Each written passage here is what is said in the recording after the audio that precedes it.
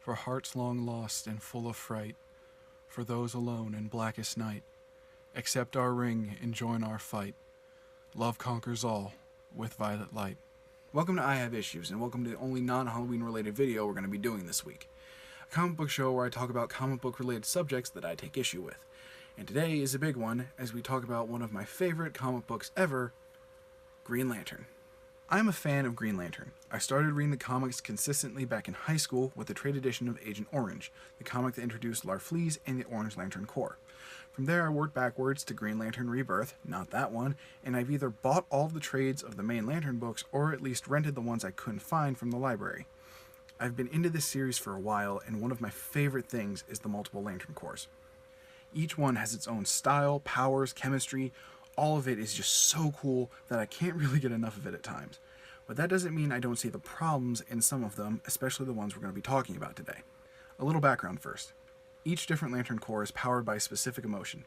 Their central power batteries collect a specific emotion from across the universe and convert it into energy for the Lanterns to use. In addition to that, there's also an entity that represents this power. A creature of some kind that embodies the emotion that powers the Lantern, and if the entity possesses a being, it grants them extreme amounts of power. Some of these entities are good, like Ion for the Green Lantern Corps, Adara for the Blue Lantern Corps, or Proslety for the Indigo Tribe? I was never actually sure how to pronounce that one's name. Some of these are very bad, and that's who we're here to talk about. One of the Lantern Corps is powered by violet light, which represents love. These are the Star Sapphires, a group of lanterns whose goal is to spread love to the entire universe, and the entity that represents them is known as the Predator. A group that is specifically powered by love is represented by a being called the Predator. If that doesn't tell you where this is going to go, then strap in, because this is going to get messed up real quick. And here's what we know besides the whole powered by love thing. The Predator is the sort of entity that drives its host. It influences their mind and pushes them to act a certain way. In the Predator's case, the first time we see it interact with a human is in the Green Lantern Brightest Day series. All the entities are on Earth looking for hosts, and the Predator ends up in Las Vegas of all places, and it comes across a man named Abraham Point. See, Point has some issues. He has feelings for a waitress at a nearby casino, and it's revealed that he's actually stalking her. We're introduced to him taking pictures of her, and later we see him taping said pictures to his wall, along with a bunch of other pictures he's apparently been taking for a while now. This is where the Predator comes in. It senses Abraham's feelings and possesses him, convincing him to go confront the waitress, Lisa, and tell her how he feels. And he does so by destroying the casino. He goes crazy, causes a bunch of property damage, and ends up fighting Hal Jordan, Carol Ferris, and Larfleeze.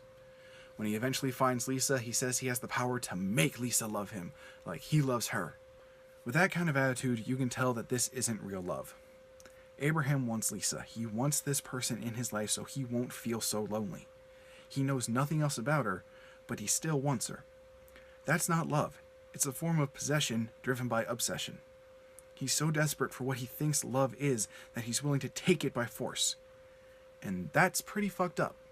Now put that into context with how the Predator came to be. During the event comic Blackest Night, we got one-sentence backstories for each of the entities. Ion was created from the first being to ever demonstrate willpower. The Butcher was created from the first act of murder. And the Predator? The comic says, as love ignites into existence, so does the Predator. And with the way the picture is drawn, it's not so subtly hinting that he came from the first people to have sex. So we have a being created through the first act of love in existence, through sex, and that being's idea of love is to seek out people like Abraham and force them to make people love them, or to be forceful and violent to the people they desire. With all of that in mind, I feel pretty confident in saying that the Predator entity was created through an act of sexual assault. A person forces themselves onto another being, and that somehow constituted a being that embodies what the writers think is love.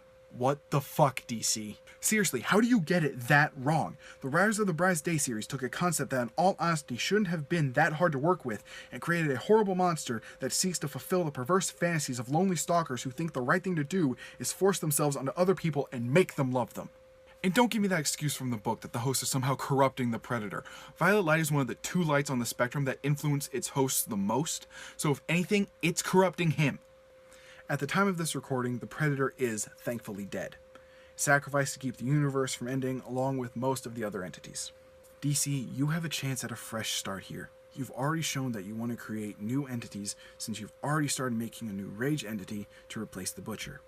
So please, please, please pull your heads out of your ass. Create a creature that embodies real, unconditional love, because something like that could be a real force for good in the DC universe. Thank you guys so much for watching, and I hope you enjoyed the video.